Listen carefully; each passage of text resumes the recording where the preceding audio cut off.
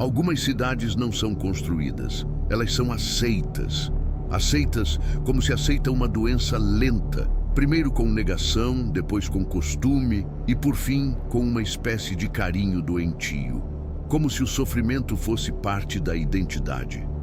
Ravens Hollow era assim. E a colina era o coração dessa doença. Se você está ouvindo isso agora, eu preciso que entenda uma coisa antes de qualquer detalhe.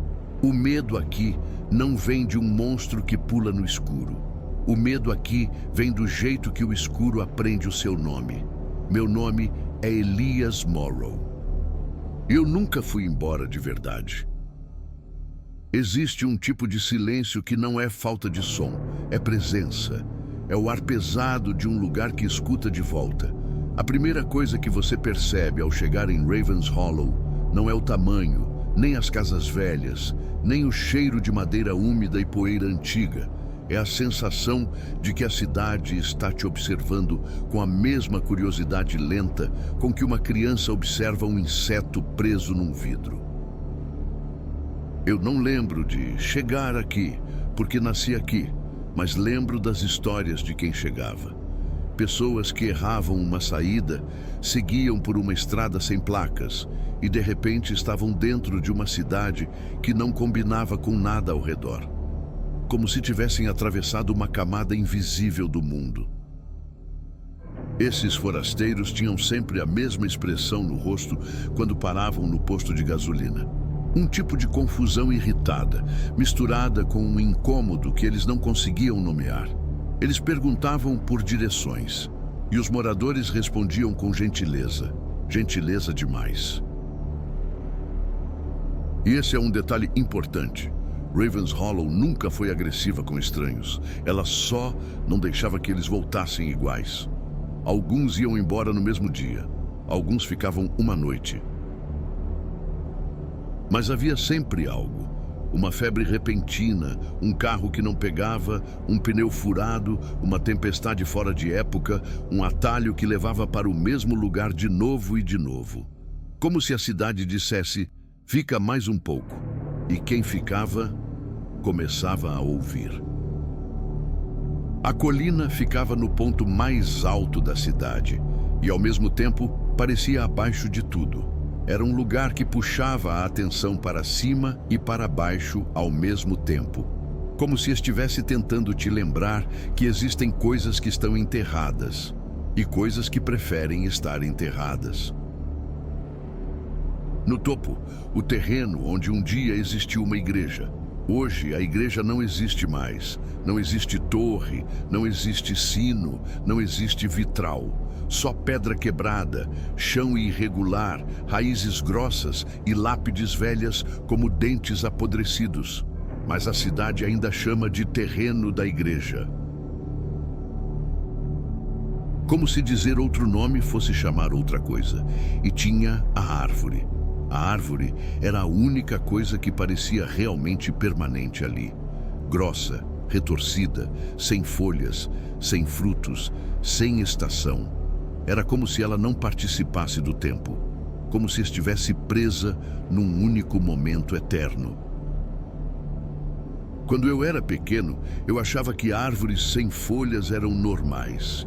Achei que algumas árvores nasciam assim. Até ir a uma cidade vizinha, ver uma árvore viva de verdade e perceber o absurdo. Quando perguntei à minha mãe por que aquela árvore nunca tinha folhas, ela fez um gesto rápido, como se quisesse apagar a pergunta do ar. Não é árvore de verdade, Elias. Como assim? Ela demorou um pouco, olhando para a pia, para as mãos, para qualquer coisa que não fosse meu rosto. É um aviso. Na época, eu achei que era uma daquelas respostas de adulto que parece profunda só porque não explica nada. Hoje, eu entendo que ela estava tentando me proteger do que viria depois, porque a colina não era só um lugar alto. A colina era uma tampa, e o que havia embaixo sempre esteve respirando. Minha casa ficava de frente para a colina.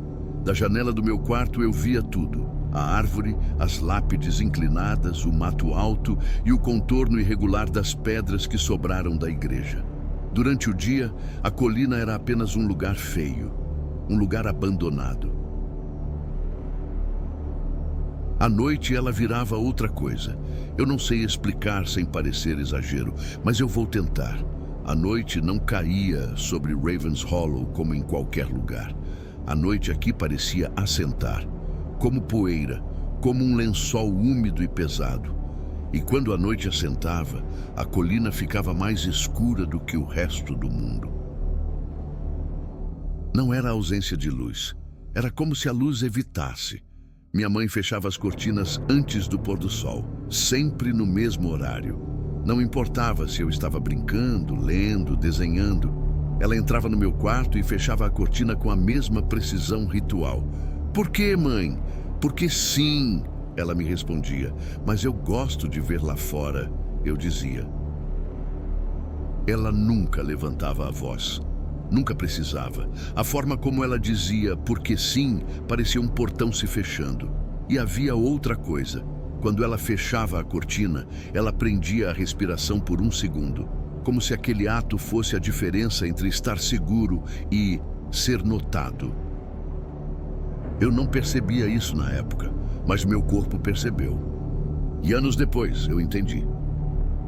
O choro apareceu na minha vida como uma coisa pequena, quase íntima. Não foi um barulho alto, nem uma noite de tempestade, nem uma cena dramática. Foi uma noite normal. Eu tinha 8 anos. Acordei no meio da madrugada com aquela sensação estranha de que alguém estava acordado comigo. Você conhece isso? Aquele frio na nuca, como se um olhar invisível estivesse pousado no seu quarto. Eu fiquei imóvel na cama e então ouvi um som fino, distante, mas claro demais para ser imaginação. Choro. Mas não um choro de bebê como num filme. Era algo mais fraco, quebrado, intermitente, como se viesse de muito longe e ao mesmo tempo de muito perto, como se o som atravessasse camadas de terra, madeira, tempo. Eu sentei na cama, o coração batendo tão forte que parecia que meu peito ia denunciar minha presença. O choro vinha da direção da colina. Eu levantei e fui até a janela, puxando a cortina devagar. E ali, naquele pedaço de mundo iluminado pela lua pálida, eu entendi por que minha mãe fechava as cortinas. Porque olhar para a colina de noite não era ver um lugar, era fazer contato. E naquela noite eu vi algo que não devia estar lá. Ela estava parada entre as lápides, imóvel. Não parecia uma pessoa comum, mas eu também não posso dizer que parecia um fantasma do jeito que a gente imagina. Ela tinha peso, volume, presença. Vestia algo escuro, comprido, pesado. Cabelos longos cobriam o rosto. Eu não vi olhos, mas eu soube que ela olhava. É isso que mata o racional. Quando você não tem evidência, mas tem certeza. Eu congelei e o choro parou. O silêncio que veio depois foi pior, porque o silêncio parecia uma pausa, como se algo tivesse prendido o fôlego para ouvir o meu. Eu pisquei. Quando abri os olhos, ela não estava mais lá, e o choro voltou, mais baixo. Mas agora parecia que vinha de um lugar mais próximo, como se, ao me ver olhando, o som tivesse mudado de direção. Eu puxei a cortina e corri até o quarto da minha mãe. Ela já estava acordada. Eu sei porque a luz do corredor já estava acesa e ela apareceu na porta antes mesmo de eu bater. Você ouviu? Não foi uma pergunta. Eu comecei a chorar, mas não por medo, por confusão, por sentir que tinha feito algo errado sem saber qual era a regra. Mãe, tem alguém lá? Ela entrou no meu quarto, fechou a cortina com força e só então olhou para mim.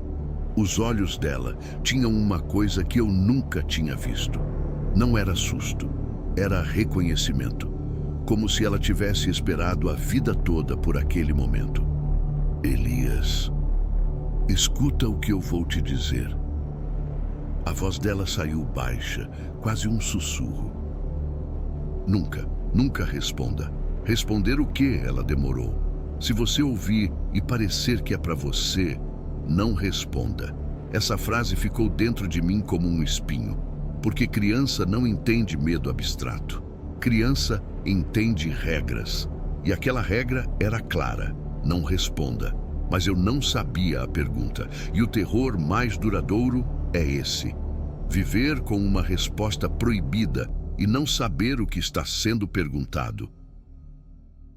Em Ravens Hollow, ninguém falava sobre a colina. Não de verdade. Você podia ouvir comentários superficiais. É perigoso, é velho, é melhor deixar quieto. Mas ninguém entrava nos detalhes. E ninguém olhava para cima quando passava perto.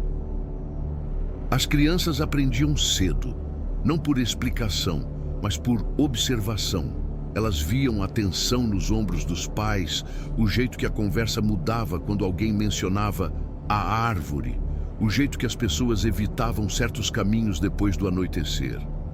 Era um silêncio herdado, passado como um sobrenome. Eu tentei perguntar uma vez ao meu pai, quando tinha 13 anos.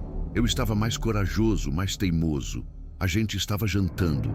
E eu ouvi, de novo, o choro.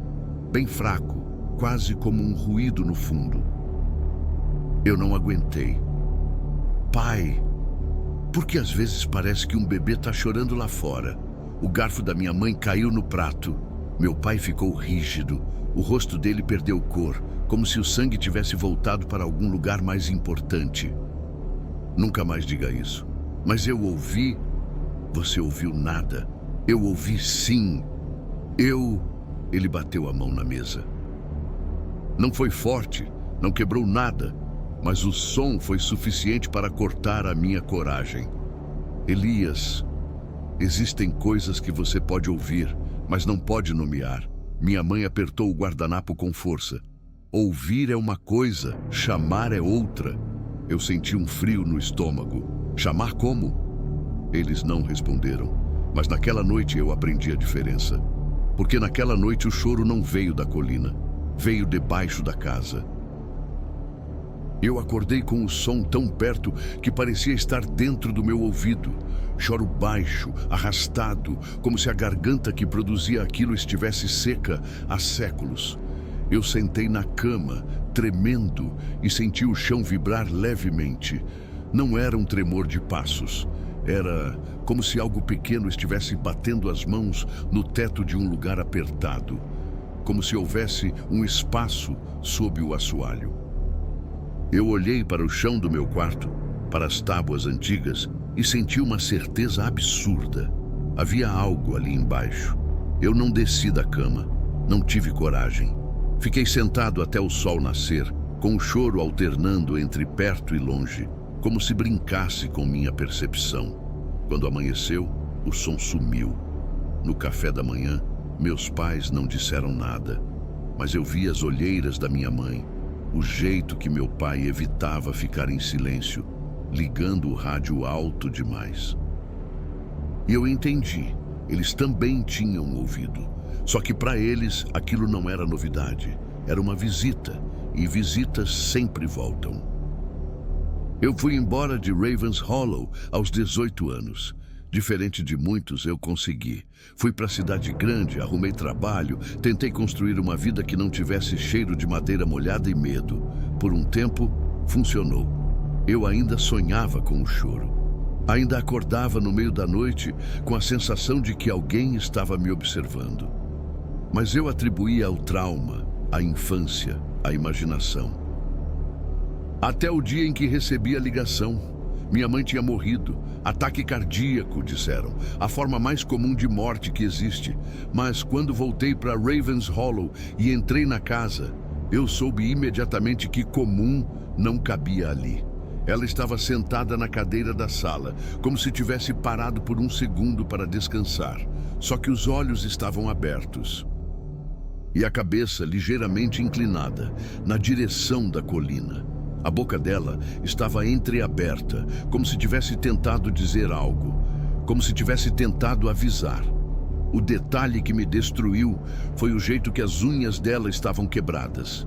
Ela tinha arranhado o braço da cadeira, como alguém que tenta se segurar quando sente o chão abrir.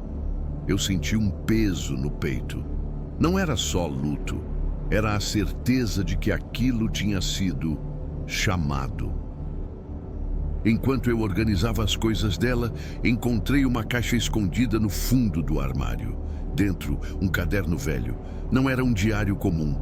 Não tinha desabafos, nem relatos do cotidiano, nem reflexões. Era uma lista, datas, horários, frases curtas. Ouviu de novo. Mais perto hoje. Não respondi. A árvore está diferente. Ele ainda não sabe. Ele vai ouvir. Na última página, havia uma frase escrita com uma letra tremida, como se a mão dela tivesse falhado no meio. Elias, quando ouvir seu nome, não responda, por favor. Eu fiquei um tempo longo demais olhando aquela frase, como se ela pudesse mudar. Mas ela não mudou. E naquele instante, eu entendi que a minha saída da cidade tinha sido apenas uma pausa no ciclo. Ravens Hollow não perde seus filhos. Ela só deixa que eles acreditem que perderam.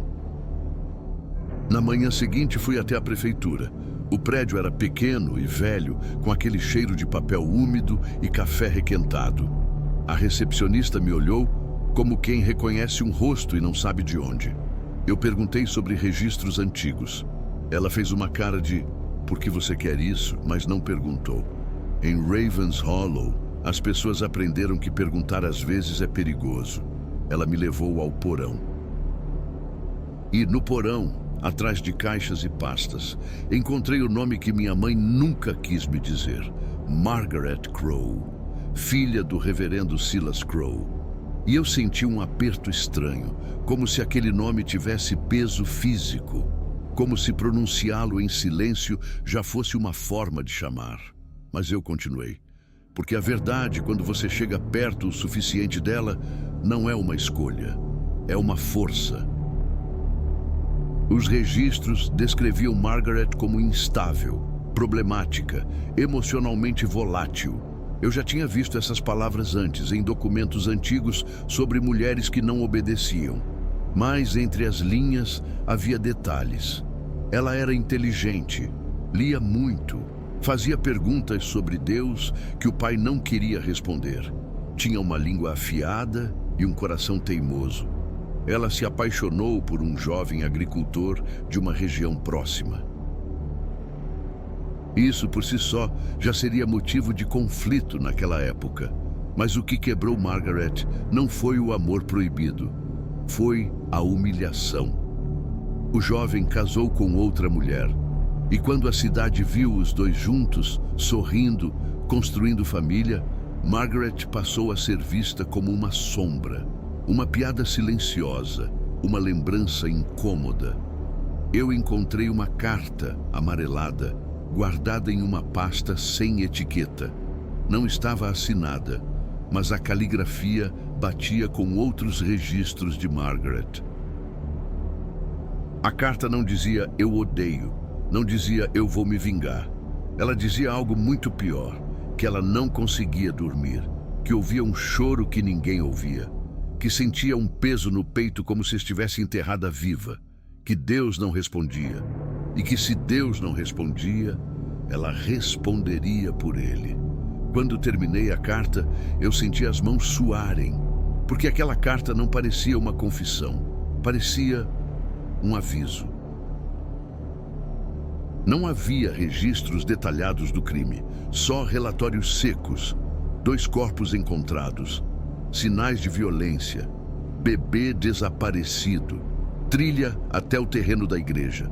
Mas havia relatos pessoais, um diário de um homem que participou das buscas. A letra tremia em algumas páginas. Ele escreveu sobre o cheiro, sobre o silêncio estranho dentro da casa, sobre o fato de que as velas estavam acesas, como se alguém tivesse acabado de sair. E sobre uma marca no chão, como se algo pesado tivesse sido arrastado. Quando eles seguiram a trilha de sangue até a colina, encontraram marcas profundas no barro. Não eram pegadas, eram sulcos, como se corpos tivessem sido puxados pelo chão. E então, o porão. O homem descreveu que a entrada parecia ter sido engolida pela terra. Raízes por cima, grama cobrindo, pedra, como se o próprio lugar tivesse escondido. Eles abriram, e o que viram lá dentro, ele não descreveu. Ele só escreveu: se o inferno tem cheiro, é esse. E depois, o bebê chorou por dias. Eu ouvi, eu ouvi, eu ouvi. A última frase estava repetida várias vezes, até a tinta rasgar o papel. Margaret foi encontrada na árvore. O relatório dizia enforcamento, mas outros documentos contradiziam. Um médico da época escreveu uma observação que não entrou no laudo oficial. Marcas incompatíveis, pescoço sem danos esperados, pés tocaram o chão. Isso parece pequeno, parece detalhe, mas detalhe é o que sustenta o impossível. Se ela foi encontrada pendurada e seus pés tocavam o chão, então ela não estava pendurada. Ela estava apoiada, como alguém que escolheu ficar ali, como alguém que prendeu a si mesma não para morrer, mas para permanecer. A árvore foi considerada amaldiçoada pela cidade. Anos depois, tentaram queimá-la, mas árvores queimadas deixam restos, cinzas, tronco chamuscado, marcas de fogo. A árvore continuou a mesma, como se o fogo tivesse passado por ela sem tocá-la, como se ela não fosse matéria, como se fosse um símbolo ou um portal. A igreja desabou em algum ponto do século passado. Há versões diferentes. Uns dizem que foi uma tempestade, outros dizem que foi abandono, outros dizem que foi castigo. Mas o porão permaneceu, enterrado mais fundo, escondido melhor. E mesmo assim, gente encontrava. Gente que subia a colina por curiosidade, por bravata, por desafio adolescente. Gente que dizia: fantasma não existe. E aí sumia. Às vezes apareciam de novo, quase sempre depois de 3 semanas. Isso aparecia em relatos repetidos, como se fosse uma regra da cidade. 3 semanas. 3 semanas de silêncio. 3 semanas em que familiares fingiam que estavam esperando uma ligação. 3 semanas em que ninguém subia a colina para procurar, porque procurar era admitir. E admitir era chamar. Quando voltavam, os poucos que voltavam vinham magros demais, olhos fundos demais, com um cheiro metálico que não saía nem depois de banho. E o pior, eles vinham quietos, como se tivessem aprendido que falar era arriscado, como se a boca deles tivesse sido usada para outra coisa lá embaixo. Eu encontrei a entrada numa noite chuvosa, poucos dias depois do enterro da minha mãe. Não foi coragem, foi raiva, foi uma necessidade infantil de olhar no rosto do medo e dizer: é você. O céu estava pesado, a chuva caía fina, constante, como se quisesse lavar alguma coisa da cidade e falhasse. Eu subi a colina com uma lanterna na mão e uma sensação de que estava atravessando um limite invisível. O mato estava alto, molhado, grudando na minha calça. As lápides, vistas de perto, eram piores. Nomes apagados, datas incompletas, algumas sem qualquer marca. E a árvore, de perto, ela não parecia só morta. Ela parecia vazia, como se fosse um molde de árvore, como se algo tivesse tirado a vida de dentro e deixado só casca. A lanterna iluminou o chão irregular. E então, eu vi a fenda. Uma parte da terra tinha cedido, revelando pedra, madeira apodrecida e uma abertura escura que respirava um ar frio. Eu parei. O instinto gritou para eu voltar, mas eu senti algo mais forte, uma espécie de puxão. E pela primeira vez em muitos anos, eu ouvi o choro, bem baixo, vindo dali, vindo de dentro da fenda. E no meio do choro, algo que eu nunca tinha ouvido antes. Um som como um sussurro sem língua, como se a própria escuridão tentasse formar uma palavra. E eu tive certeza absoluta que aquilo estava me esperando. A primeira coisa que me atingiu quando desci foi o cheiro. Não era só mofo, não era só terra, era um cheiro de coisa antiga que nunca viu luz. Um cheiro que parecia grudado nas paredes, um cheiro que entrava no nariz e não saía. E havia outro cheiro misturado, ferro. Sangue seco tem cheiro de ferro. Meu estômago virou. Eu desci com cuidado, apoiando as mãos na pedra úmida. O espaço era mais estreito do que eu esperava. Não parecia um porão comum, parecia uma garganta. As paredes tinham marcas, arranhões, muitos, pequenos e grandes, como se pessoas diferentes tivessem tentado sair dali. Eu passei a lanterna pelas marcas e vi algo que me gelou. Alguns arranhões eram finos demais para dedos adultos. E no meio das marcas havia palavras, riscadas na pedra, frases quebradas. Fome, eu ouço, mãe, desce, volta, desculpa. Eu li e senti meu corpo reagir como se eu tivesse tocado em algo quente. A palavra desce aparecia várias vezes, como um convite ou uma ordem. Eu dei mais um passo e a lanterna iluminou um corredor. Um corredor que não devia existir sob aquela colina pequena, longo demais, profundo demais. Como se o espaço lá embaixo fosse maior do que o espaço lá em cima. E isso é um tipo de horror que não precisa de monstro, quando a geometria do mundo começa a falhar. Eu segui o corredor. O chão era irregular, escorregadio. Em alguns pontos, parecia haver lama antiga, grossa, como se fosse mistura de terra e algo orgânico. A cada passo, eu sentia que o ar ficava mais frio, e o choro mudava. Não ficava mais alto, ficava mais perto. Como se eu estivesse andando não em direção a uma fonte, mas em direção a uma consciência. E aí aconteceu uma coisa que ainda hoje eu não consigo explicar sem sentir o estômago afundar. Eu ouvi o choro atrás de mim. Eu parei, virei a lanterna, nada. Só o corredor por onde eu tinha vindo. Mas o som estava lá, como se algo estivesse me seguindo sem se mover. Como se o som fosse um círculo fechando. Eu acelerei o passo. O choro acompanhou. E então, muito baixo, entre um soluço e outro, eu ouvi algo que parecia uma risada. Não uma risada humana. Uma risada pequena, engasgada, como um reflexo involuntário de algo que não sabe mais como sentir alegria. E aí eu entendi. Se aquilo era um bebê, então aquele bebê tinha ficado tempo demais no escuro. Tempo demais para ainda ser bebê. Tempo demais para ainda ser humano. O corredor se abriu numa espécie de sala. O teto era baixo, as paredes eram de pedra. No chão havia restos, madeira quebrada, tecido apodrecido, algo que poderia ter sido uma corda. E no centro, ela, Margaret, ou o que a cidade chamava de Margaret. Ela não estava de pé, ela estava presa, como se estivesse parcialmente fundida à parede. O corpo dela parecia alongado, esticado por algo que não era físico.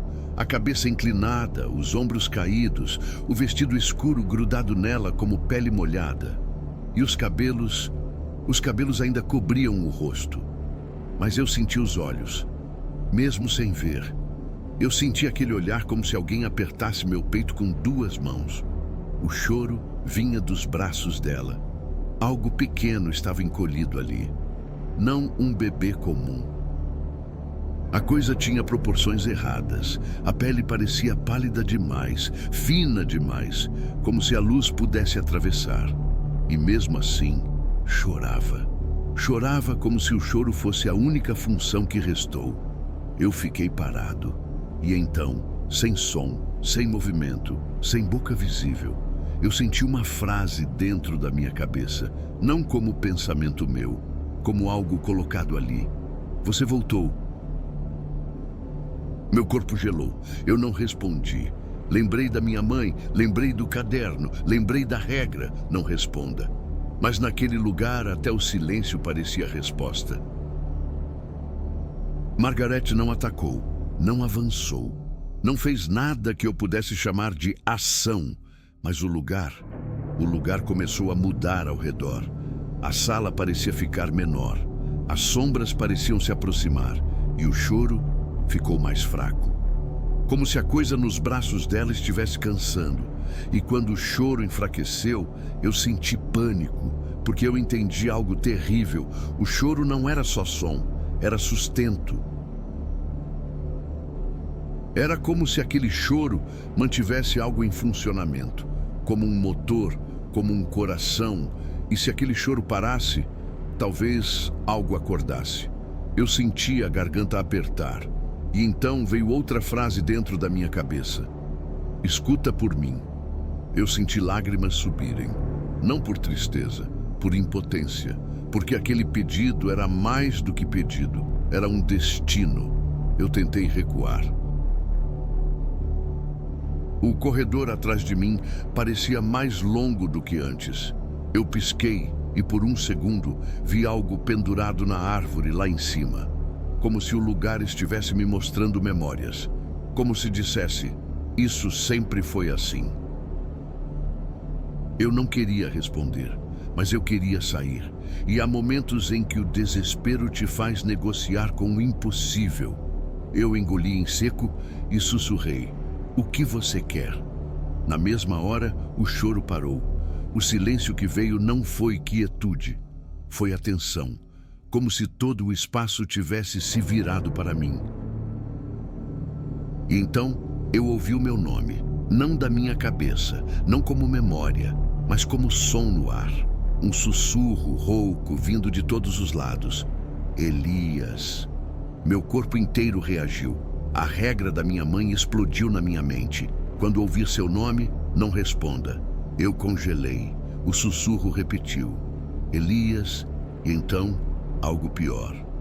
O sussurro não era só uma voz, era várias. Como se outros também estivessem lá. Gente que desceu, gente que não voltou. E no meio dessas vozes, uma mais familiar, mais impossível, a voz da minha mãe. Elias. Meu coração quase parou. Eu dei um passo para trás, tremendo.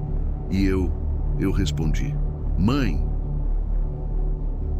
No instante em que eu disse essa palavra, o chão pareceu ceder, não literalmente, mas dentro de mim. Como se eu tivesse assinado alguma coisa, como se eu tivesse aceitado um contrato antigo. E o choro voltou. Só que agora, vinha de dentro da minha garganta. Depois disso, eu não lembro tudo em sequência. Eu lembro em fragmentos. Sede, escuridão, o cheiro de ferro. Eu lembro de tentar seguir o corredor e ele nunca acabar. Eu lembro de ver, em momentos de luz da lanterna, marcas novas nas paredes, como se eu mesmo tivesse arranhado sem lembrar. Eu lembro de cair, de levantar, de cair de novo. Eu lembro de ouvir passos que não faziam barulho, mas que eu sentia na vibração do ar. Eu lembro de sonhar acordado com a árvore, com Margaret, com o bebê. E eu lembro de uma coisa específica que me dá náusea até hoje. Em algum momento eu senti que não estava sozinho, não por presença física, mas por ocupação. Como se algo estivesse dentro da minha cabeça, mexendo em gavetas, abrindo memórias, cheirando lembranças. Como se eu fosse uma casa sendo invadida.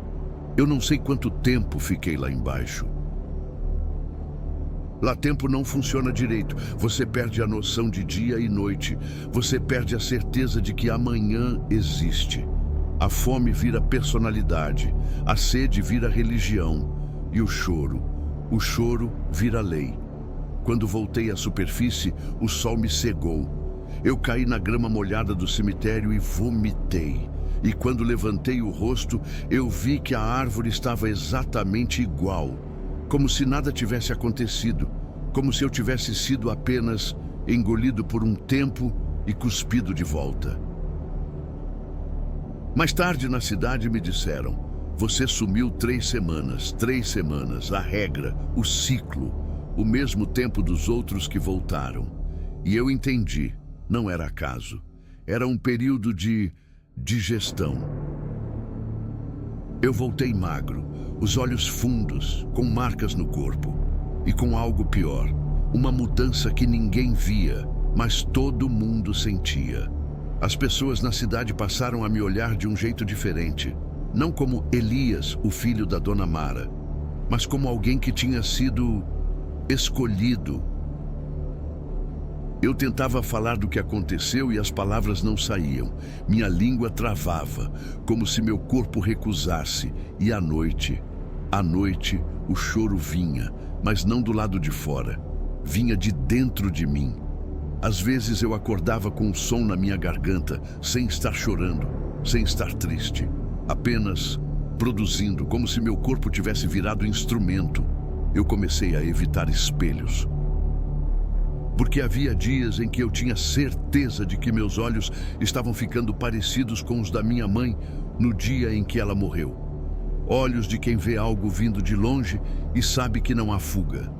E aí eu entendi a coisa mais sombria de todas.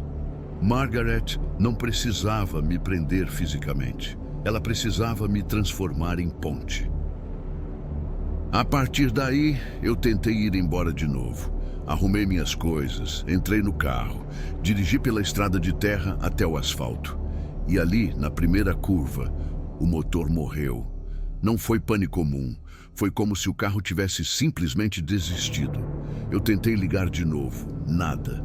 Eu saí do carro e, no silêncio da tarde, ouvi um choro bem fraco. No meio do mato, eu tapei os ouvidos. Voltei para o carro, tentei de novo. O motor pegou. Eu respirei aliviado. Dirigi alguns metros e ouvi de novo. Dessa vez, mais perto. Não era alucinação, não era vento, era direção. Como se o som estivesse guiando. Eu parei o carro. Fiquei sentado, tremendo, até o sol começar a cair.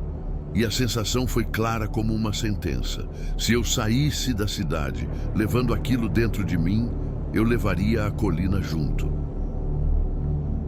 E talvez isso fosse o objetivo.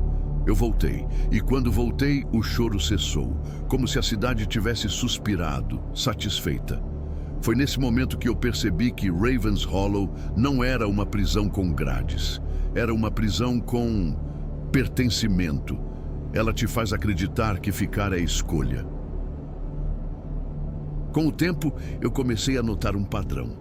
As pessoas que viviam perto da colina tinham as mesmas olheiras, a mesma tensão no pescoço, o mesmo jeito de fechar a cortina cedo demais.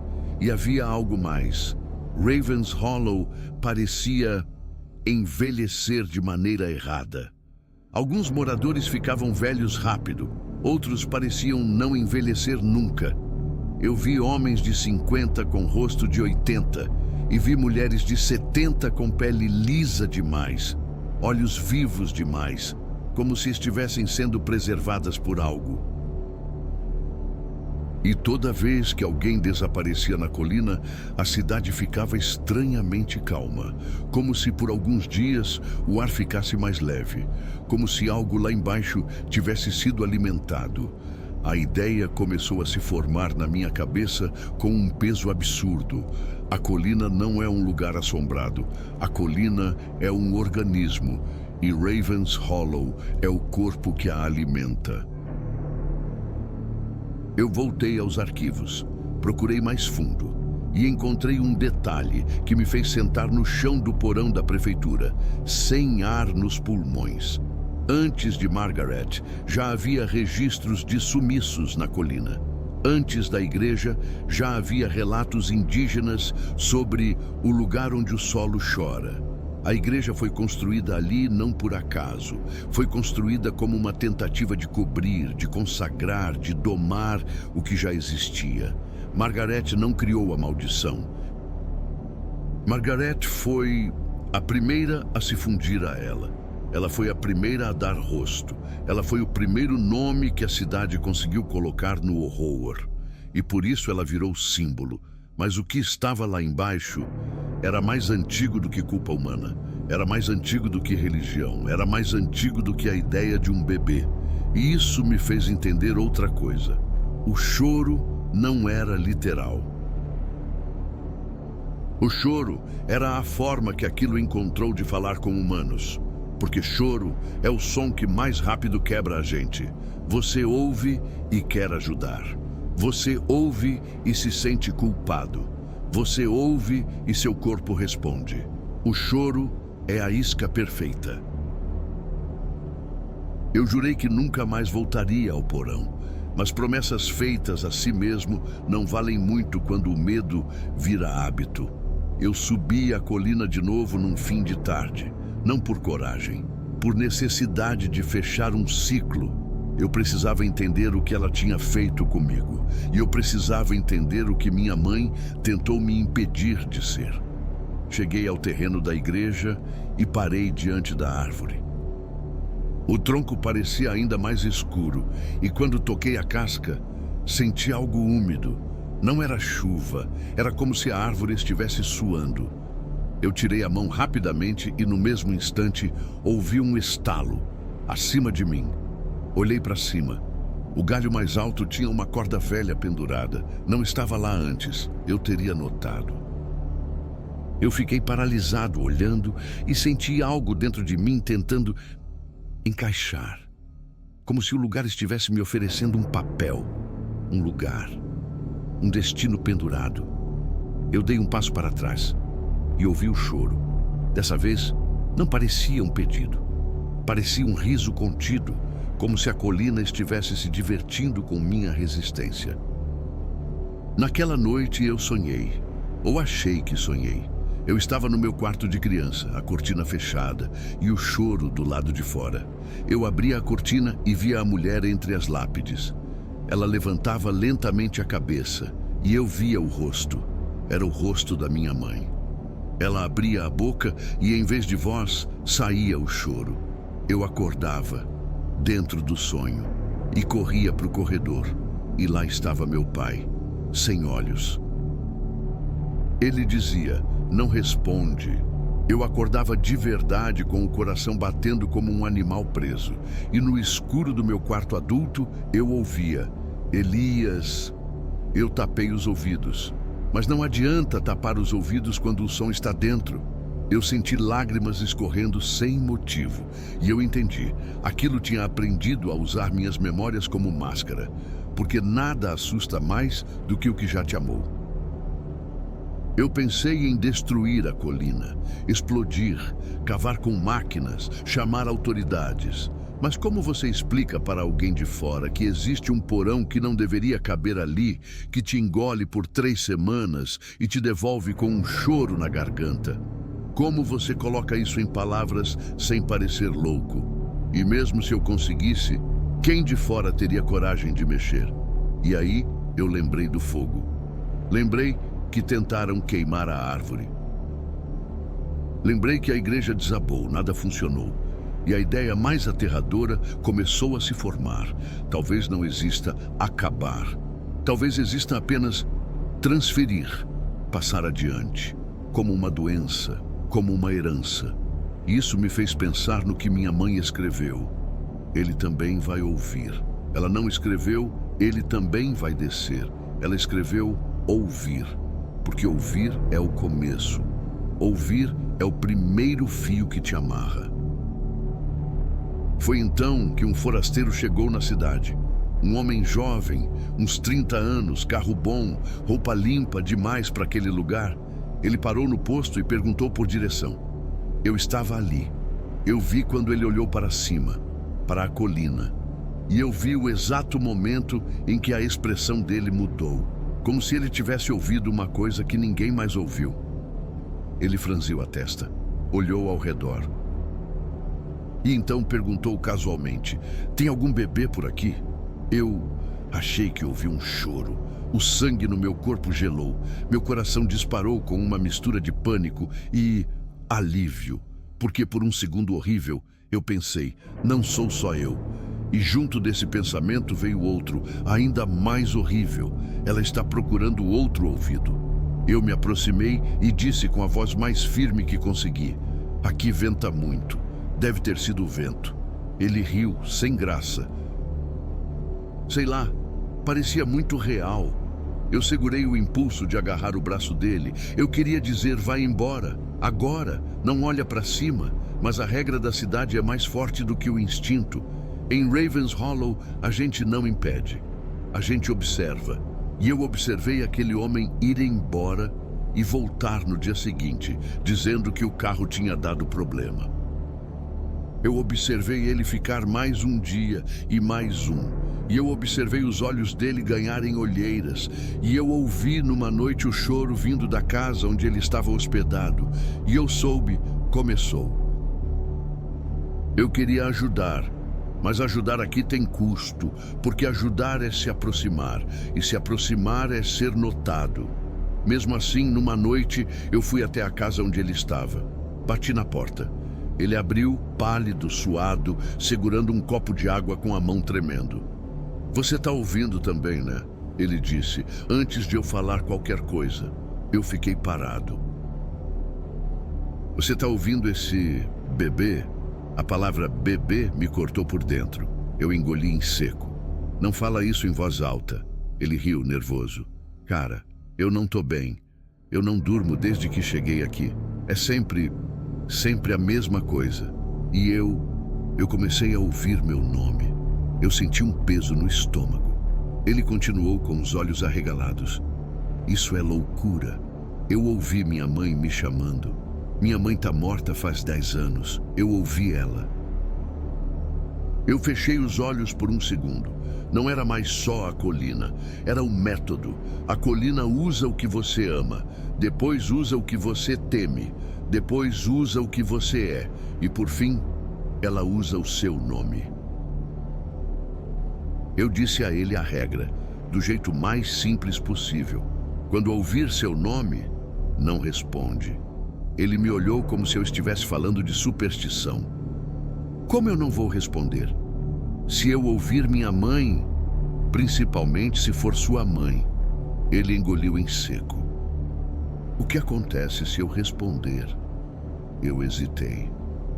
Porque dizer em voz alta é deixar a ideia existir. Mas eu disse, ela entra. Ele riu sem humor. Ela quem? E eu percebi que eu nunca tinha dito Margaret em voz alta desde que voltei. O nome ficava preso na garganta, como um anzol. Não importa o nome, eu disse. Importa a fome. Ele ficou em silêncio por um tempo. E então, bem baixo. Você respondeu. Eu não precisei responder. Ele viu no meu rosto. E isso foi pior do que qualquer confirmação. 2 dias depois ele sumiu. A cidade inteira soube, mas ninguém falou. As pessoas só fechavam as cortinas mais cedo. Só evitavam certos caminhos. Só esperavam. Eu fui até a colina naquela noite. Fiquei na base, olhando para cima, com a sensação de que estava assistindo um ritual antigo se repetir. E eu ouvi, o choro estava diferente. Não estava mais fraco, estava satisfeito, como se algo tivesse conseguido o que queria. Eu olhei para o topo e vi, por um segundo, uma luz de lanterna se mexendo lá em cima. Depois sumiu e o silêncio caiu. Eu voltei para casa com a garganta fechada.